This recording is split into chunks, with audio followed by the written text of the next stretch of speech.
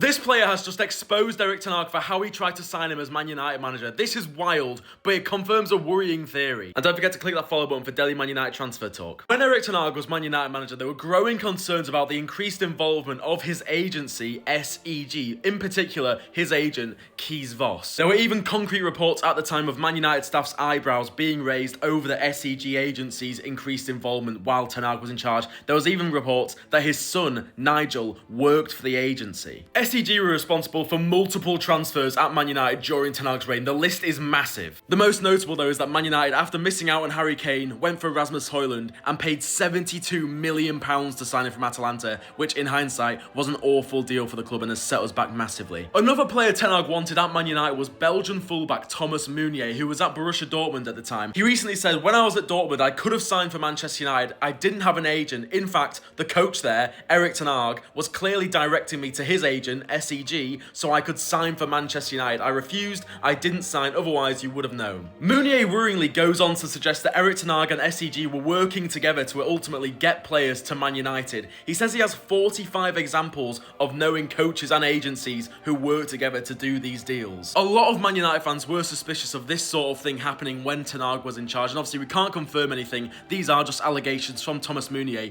but it's pretty crazy to hear that from an actual player.